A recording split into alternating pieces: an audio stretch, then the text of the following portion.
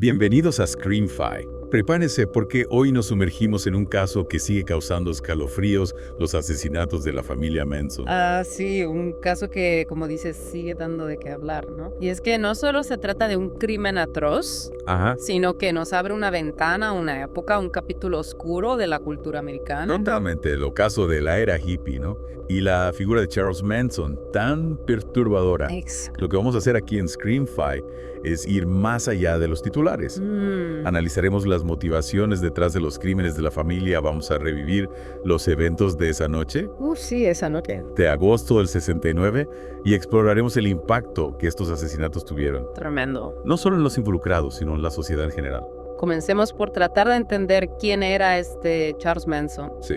Un hombre con una infancia difícil, marcada por la violencia, el abandono, que lo condujo a una vida delictiva desde muy joven. Las fuentes que tenemos, la verdad, pintan un panorama desolador de su infancia. Y lo que a mí me parece intrigante es como todas esas experiencias tempranas, la falta de afecto, el ir y venir de reformatorios, Claro. fueron moldeando su personalidad y su visión del mundo. Es que es un punto crucial, ¿no? Sí. El paso por distintas instituciones correccionales no solo lo familiarizó con la violencia, sino que lo expuso a diversas ideologías, creencias. Interesante. Desde el ocultismo hasta la supremacía blanca, elementos que luego incorporaría a su retorcida filosofía. Y no olvidemos su obsesión con Helter Skelter, Sí, claro. la canción de los Beatles. La canción de los Beatles.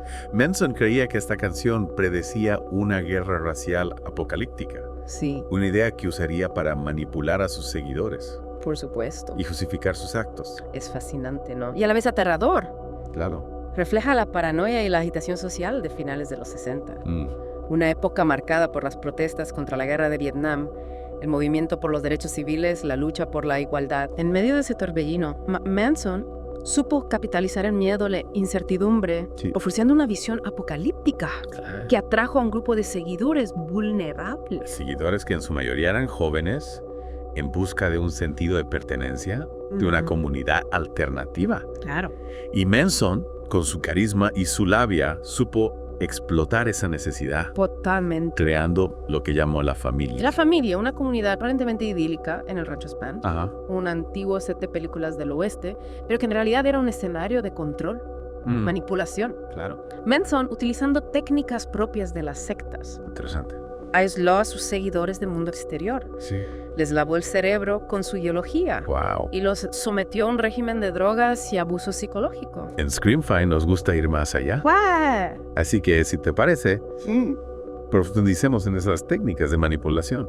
Me parece bien. ¿Cómo logró Manson controlar a tantas personas, Ujú. especialmente mujeres jóvenes? Hay varios factores en juego, ¿no? Por un lado, Manson era un maestro de la persuasión. Tenía un carisma nacional, una habilidad para leer a las personas Sí. y detectar sus debilidades. Interesante. Sabía cómo ganarse la confianza, cómo ofrecer consuelo Claro. y seguridad a quienes se sentían perdidos o marginados. O sea, se aprovechaba de la vulnerabilidad Exacto. de sus seguidores, Exacto. ofreciéndoles un escape Sí. de una realidad que les resultaba difícil. Totalmente. Y no podemos subestimar el poder del contexto social. Claro. Era una época de cambio, de rebeldía, de búsqueda de nuevas formas de vida. Muchos jóvenes rechazaban los valores tradicionales Ajá. y buscaban alternativas en movimientos espirituales, Sí, es en que- comunidades hippies, en la experimentación con drogas. Manson supo capitalizar ese espíritu de la época, Ya. presentándose como un gurú, un líder espiritual, Interesante. con una visión radical del mundo. Y esa visión radical Sí. lo llevó a ordenar los asesinatos en Cielo Drive. ¿Cuál era el objetivo de Manson? ¿Qué pretendió lograr con esa masacre? La respuesta a esa pregunta Sí. sigue siendo un enigma. Algunos creen que buscaba iniciar una guerra racial, Ajá. que la masacre en Zero Drive era el primer paso ¿Ya? para desencadenar el apocalipsis que predecía Interesante. en su interpretación de Helter Skelter. Otros creen que se trataba de una venganza personal, que Manson, con su ego desmedido, Claro. no soportó el rechazo del productor musical Terry Melcher, Ajá. quien había vivido en la casa de Cielo Drive Sí. y se había negado a producir su música. Es una teoría interesante. Sí. Y si consideramos la personalidad narcisista de Manson, su incapacidad para aceptar la crítica Esa hipótesis cobra fuerza. Sea cual sea el motivo. Yeah. Lo cierto es que la noche del 9 de agosto del 69, Uf. Manson envió a un grupo de sus seguidores, Tex Watson, Susan Atkins, Patricia Krenwinkel y Linda Kasabian, Ajá. a la casa de Cielo Drive, con la orden de matar a todos los que encontraran. Una orden que cumplirían Sí. con una brutalidad escalofriante. Y aquí quiero hacer una pausa Claro. para hablar de Sharon Tate. Es importante recordarla no solo como una víctima, sino como una mujer con una vida propia, Por supuesto. con sueños, con aspiración. Totalmente de acuerdo. Sharon Tate era una joven actriz Sí. con una carrera prometedora. Estaba casada con el reconocido director Roman Polanski Ajá. y esperaba su primer hijo. Wow. Su vida estaba llena de luz, de esperanza, de proyectos. Sí. Es crucial no reducirla a la figura de la víctima, Claro. sino recordar su humanidad, su alegría, su talento. Y esa vida llena de luz se apagó de forma brutal Uf, sí. en la noche del 9 de agosto. Tremendo. ¿Puedes contarnos? Claro. Con base en las fuentes que tenemos. Sí. ¿Cómo sucedieron los hechos? Esa noche Sharon Tate estaba en casa con unos amigos, Ajá. Wojciech Frykowski, Abigail Folger y Jay Severin. Habían cenado en su restaurante favorito. El Coyote, y disfrutaban de una velada tranquila. ¡Qué horror! Nada hacía presagiar la tragedia que se avecinaba. Y entonces, la tranquilidad a la noche se rompió con la llegada de los seguidores de Manson. Exacto. Tex Watson, Susan Atkins, Patricia Krenwinkel y Linda Kasabian llegaron a Cielo Drive, ¿Sí? cortaron la línea telefónica para aislar la casa y se encontraron primero con Steve Parent, Ajá. un joven de 18 años que visitaba al casero. ¡Qué barbaridad! Lo mataron a tiros en su auto. Un acto de violencia sin sentido, ¿Sí? que marcaba el inicio de una noche de horror. Luego irrumpieron en la casa. Sharon Tate y sus amigos fueron sometidos Dios mío, y torturados. ¡qué barbaridad! Las fuentes que tenemos detallan la brutalidad del ataque, las puñaladas, los disparos, los gritos de terror Es horrible. que se escuchaban en la noche. Y a pesar de las súplicas de Sharon Tate, quien rogó por su vida y la de su bebé, Sí. los asesinos no tuvieron piedad. Sharon Tate, embarazada de 8 meses, fue apuñalada 16 veces. Su amigo Jay Severin, un famoso estilista, Sí. murió intentando defenderla. ¡Qué valiente! Wojciech Frykowski y Abigail Folger Ajá. también fueron asesinados brutalmente. En Screamfy no nos andamos con rodeos. Claro. Las descripciones de los asesinatos son escalofriantes, Sí, pero es importante no rehuir la crudeza de los hechos. por supuesto. Es la única forma de comprender la magnitud de la tragedia. Estoy de acuerdo, la violencia fue extrema, sin sentido. Sí. Y uno de los detalles más perturbadores Mm. es que Susan Atkins, Ah, una de las asesinas, confesó más tarde que había escrito la palabra pig en la puerta de entrada con la sangre de Sharon Tate. un acto macabro que para muchos simboliza la crueldad Totalmente. y la falta de humanidad de los asesinos. Sí. Y después de la masacre, ¿qué pasó? Bueno, ¿Cómo reaccionó la policía? ¿Cómo se inició la investigación? la policía al principio no relacionó los asesinatos de Cielo Drive con el asesinato de Gary Hinman, un músico amigo de la familia que había ocurrido unas semanas antes. Ya veo. La investigación avanzaba lentamente. Claro. Sin pistas claras, sin sospechosos. Y mientras tanto, Sí. Manson y sus seguidores seguían libres, planeando nuevos crímenes. Exactamente, pero el destino o la casualidad Ajá. intervino en la investigación. Cuéntanos más. Vale. Esto me tiene en suspenso. Susan Atkins, ¿Sí? mientras estaba en prisión por otro cargo, Ah. confesó a sus compañeras de celda su participación en los asesinatos de Cielo Drive. Vaya. Describió los crímenes con lujo de detalles. Increíble. Incluso se jactó de haber apuñalado a Sharon Tate. Un perro de Rafal Sí. que la llevaría junto a sus cómplices a la justicia. Sus compañeras de celda informaron a las autoridades Claro. y la policía finalmente pudo conectar los puntos. Ujú. Se realizaron redadas en el rancho Span Sí. y se arrestó a Manson y a sus seguidores. Y así, el reinado de terror de la familia Uf. llegaba a su fin. Sí, Pero las heridas, el dolor, la conmoción claro. que causaron en la sociedad Por supuesto. perduraría por mucho tiempo. Es cierto, los asesinatos de la familia Manson marcaron un antes y un después. Ujú. En la cultura estadounidense, Sí. el sueño hippie, la utopía de paz y amor, Ajá. se vio empañada por la brutalidad de estos crímenes. El sueño se convirtió en pesadilla. Exacto. Y la figura de Sharon Tate se convirtió en un símbolo de la inocencia perdida, Sí, de la fragilidad de la vida. totalmente. Su historia sigue conmoviendo a la gente hasta el día de hoy. Sin duda. Y en la próxima parte de Screamfa, Sí, continuaremos explorando este caso. me parece perfecto. Analizaremos el juicio, las condenas Mm, y la lucha de las familias de las víctimas por obtener justicia. No se lo pierdan, volveremos pronto con más de Screamfire. Así es. Retomamos nuestra inmersión en el caso Manson aquí en Screamfight. Un caso que, como hemos visto, conmocionó a la sociedad y dejó una huella imborrable en la cultura popular. En esta segunda parte, vamos a entrarnos en el juicio, uno de los más mediáticos de la historia, y en las consecuencias que tuvo para los miembros de la familia. Un juicio que sin duda capturó la atención del mundo entero. Manson, con su carisma siniestro y su mirada penetrante, se convirtió en un personaje mediático, un símbolo de la locura y la violencia que muchos asociaron con la contracultura de la época. Efectivamente.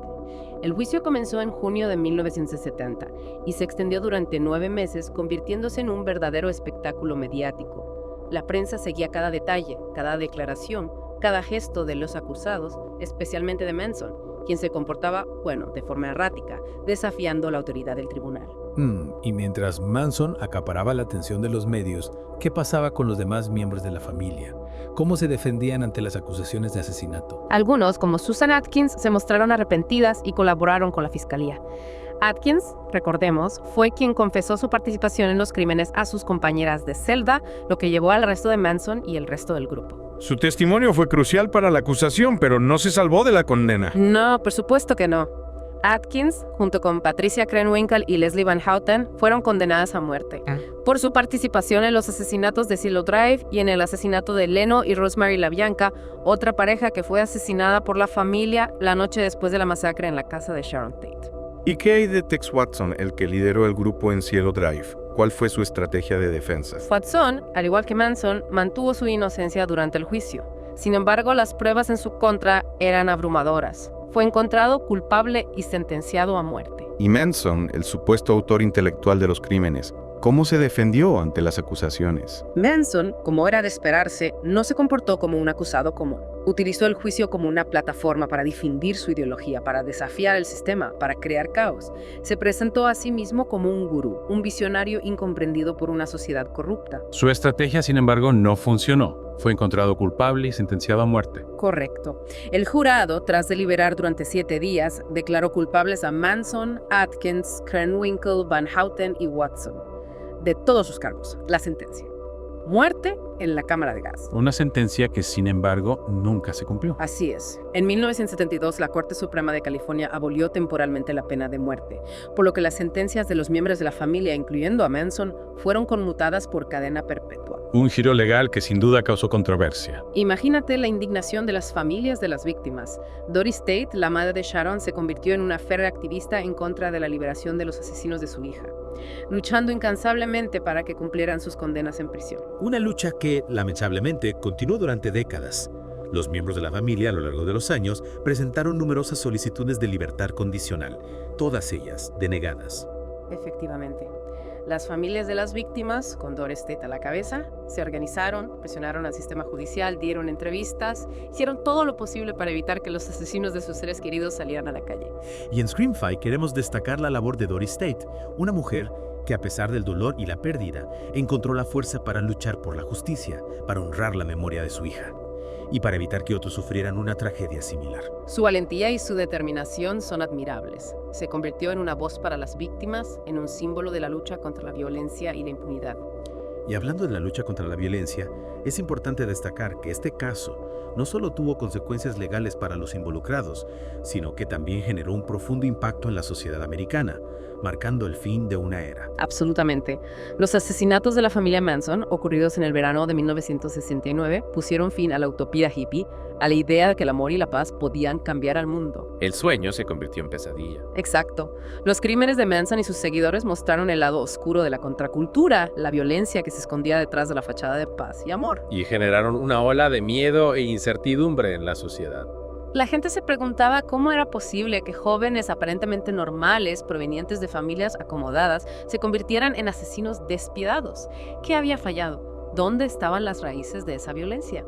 Preguntas que, hasta el día de hoy, siguen sin una respuesta definitiva. El caso Manson nos recuerda la complejidad de la mente humana, la fragilidad de la sociedad, la importancia de estar alerta ante las señales de manipulación y violencia. Y nos invita a reflexionar sobre la influencia de los líderes carismáticos, sobre el poder de la persuasión, sobre la necesidad de desarrollar un pensamiento crítico para no caer en las garras de la manipulación. Y en Screamify queremos ir más allá de la simple narración de los hechos. Queremos que nuestros oyentes, a través de este caso, reflexionen sobre la sociedad, sobre la cultura, sobre la naturaleza humana. Y que aprendan a identificar las señales de peligro, a protegerse a sí mismos y a sus seres queridos de la violencia y la manipulación.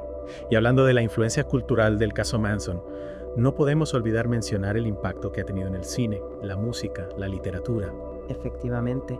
El caso Manson se ha convertido en una fuente inagotable de inspiración para artistas, escritores, cineastas. Ha generado películas, documentales, libros, canciones, obras de teatro. La figura de Manson, con su carisma siniestro y su mirada perturbadora, se ha convertido en un ícono del mal, en un personaje que sigue fascinando y horrorizando a partes iguales. Y la historia de Sharon Tate, una joven llena de vida, brutalmente asesinada, sigue conmoviendo al público, convirtiéndola en un símbolo de la inocencia perdida, de la fragilidad de la vida. Y en Screamify, queremos recordar a Sharon Tate, no solo como una víctima, sino como una mujer que tenía sueños, que amaba la vida, que esperaba con ilusión la llegada de su hijo. Su historia nos recuerda que la violencia puede tocar a cualquiera, que no hay nadie inmune al mal, que la vida es preciosa y que debemos valorarla cada día. Y hablando de la lucha por la justicia, ¿quieres saber qué fue de los otros miembros de la familia? ¿Cómo continuaron sus vidas tras las rejas? Por supuesto. Cada uno de ellos tuvo un destino diferente, pero todos ellos, de una forma u otra, pagaron el precio por sus crímenes. Y en la próxima parte de Screamify exploraremos esos destinos, las historias de Susan Atkins, Patricia Krenwinkel, Leslie Van Houten, Tex Watson y por supuesto del propio Charles Manson. No se lo pierdan, volveremos pronto con la última parte de nuestra inmersión en el caso Manson en Screamify. Regresamos a Screamify para la última parte de nuestra profunda inmersión en el caso Manson. Ya exploramos las motivaciones, revivimos la noche de horror en Cielo Drive y analizamos el impacto de este caso, que sigue fascinando y perturbando al mundo. Y en esta parte final, como lo prometimos, nos adentraremos en los destinos de los miembros de la familia después del juicio, cómo sus vidas se transformaron tras las rejas y cómo el peso de sus acciones los marcó para siempre. Comencemos con Susan Atkins, la mujer que confesó haber apuñalado a Sharon Tate y que con tu testimonio desató la cadena de eventos que llevó a la captura de Manson y el resto del grupo. Atkins, tras ser condenada a muerte, vivió una transformación radical en prisión. Se convirtió al cristianismo evangélico y se dedicó a la evangelización dentro del penal. Un cambio drástico para alguien que había participado en crímenes tan atroces. Sí, sin duda. Atkins se mostró arrepentida por sus acciones, pidió perdón a las familias de las víctimas y escribió un libro sobre su experiencia en la familia y su conversión religiosa. Sin embargo, su arrepentimiento no fue suficiente para obtener la libertad. Sus numerosas solicitudes de libertad condicional fueron denegadas y murió en prisión en 2009 a los 61 años. Su caso es un ejemplo de cómo el sistema judicial, aunque conmuta la pena de muerte, no siempre ofrece la posibilidad de redención para aquellos que han cometido crímenes tan graves. Y hablando de redención, ¿qué podemos decir de Patricia Krenwinkel, otra de las mujeres que participó en los asesinatos de Cielo Drive y de los La Bianca? Krenwinkel, a diferencia de Atkins, ha mantenido un perfil bajo en prisión. No ha buscado la atención mediática, no ha escrito libros, no ha dado grandes declaraciones. Pero eso no significa que no haya reflexionado sobre sus acciones. Por supuesto que no. En las pocas entrevistas que ha concedido Krenwinkel, ha expresado remordimiento por sus crímenes. Habló del control que Manson ejercía sobre ella y de cómo la manipuló para cometer esos actos terribles. ¿Y ha mostrado algún tipo de arrepentimiento hacia las familias de las víctimas? Sí, en sus declaraciones Krenwinkel ha pedido perdón a las familias, reconociendo el dolor y el sufrimiento que causó. Sin embargo, al igual que Atkins, sus solicitudes de libertad condicional han sido denegadas en repetidas ocasiones. Y es comprensible, ¿no? El dolor de las familias es inmenso y la idea de que los asesinos de sus seres queridos puedan salir libres es insoportable. Es un tema complejo. El sistema judicial debe sopesar la gravedad de los crímenes, el arrepentimiento de los condenados y la seguridad de la sociedad. En el caso de Krenwinkel, las autoridades han considerado que aún representa un peligro para la sociedad y que su arrepentimiento, aunque pueda ser genuino, no es suficiente para justificar su liberación. Y hablando de peligros para la sociedad, ¿qué podemos decir de Kex Watson, el hombre que lideró el grupo en la noche de los asesinatos en Cielo Drive? Watson, tras ser condenado a muerte, también experimentó una transformación en prisión. Se convirtió al cristianismo, se casó, tuvo hijos y se ha dedicado a la predicación y a escribir libros sobre su experiencia. Otro caso de arrepentimiento y búsqueda de redención. Podría decirse que sí. Watson ha expresado remordimiento por sus crímenes, ha pedido perdón a las familias de las víctimas y ha escrito sobre el daño que causó, atribuyendo sus acciones a la manipulación de Manson y al consumo de drogas. Sin embargo, a pesar de su aparente transformación, sus intentos de obtener la libertad condicional también han sido rechazados en repetidas ocasiones. Las autoridades han considerado que, a pesar de su buen comportamiento en prisión, la gravedad de sus crímenes y el impacto que tuvieron en las familias de las víctimas no justifican su liberación. Y hablando de impacto en las familias de las víctimas, no podemos olvidar a Linda Kasabian, la única miembro de la familia que estuvo presente en los asesinatos de Cielo Drive y de los LaBianca, pero que no participó directamente en los crímenes. Kasabian, recordemos, fue la conductora del grupo y testigo de los asesinatos, pero no apuñaló ni disparó a nadie. Su testimonio fue clave para la acusación, ya que proporcionó detalles escalofriantes de los crímenes y de la dinámica interna de la familia. Y a cambio de su colaboración, obtuvo inmunidad judicial. ¿Qué fue de ella después del juicio? Kasabian se convirtió en una especie de fantasma.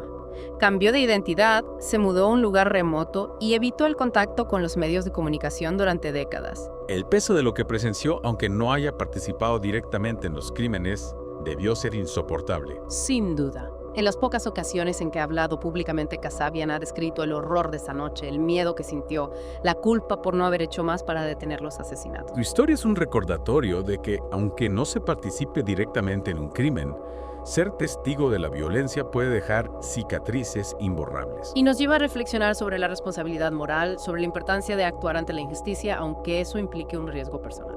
Y ahora llegamos al último personaje de esta historia, el más controvertido, el más enigmático, Charles Manson. Manson, el líder de la familia, el autor intelectual de los crímenes, el manipulador, el gurú, el monstruo. ¿Cómo fue su vida en prisión? ¿Se arrepintió alguna vez de sus acciones? Manson pasó el resto de su vida en prisión, más de 4 décadas. Nunca expresó remordimiento por los crímenes, nunca pidió perdón a las familias de las víctimas. Continuó con su discurso mesiánico, con su visión apocalíptica del mundo, con su odio hacia la sociedad.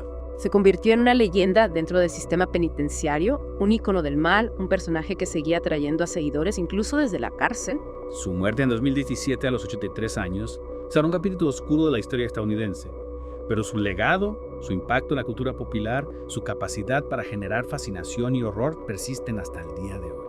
Y en Screamfy, a través de esta inmersión en el caso Manson, hemos intentado no solo narrar los hechos, sino también analizar las causas, las consecuencias, el impacto social y cultural de este crimen que sigue conmoviendo al mundo. Y recordar a las víctimas, a Sharon Tate, a sus amigos, a los LaBianca, a todas las personas cuyas vidas fueron truncadas por la violencia sin sentido de Manson y sus seguidores. Su memoria nos debe inspirar a luchar por una sociedad más justa, más compasiva, más humana, donde la violencia no tenga cabida. Y con esta reflexión, llegamos al final de nuestro viaje por el lado oscuro de la historia en Screamfy. Gracias por acompañarnos en esta inmersión. Esperamos que les haya resultado interesante y que les haya invitado a pensar, a analizar, a cuestionar. Los esperamos en nuestro próximo episodio de Screamfy, donde seguiremos explorando las historias que nos fascinan, nos perturban y nos hacen reflexionar sobre la complejidad del ser humano.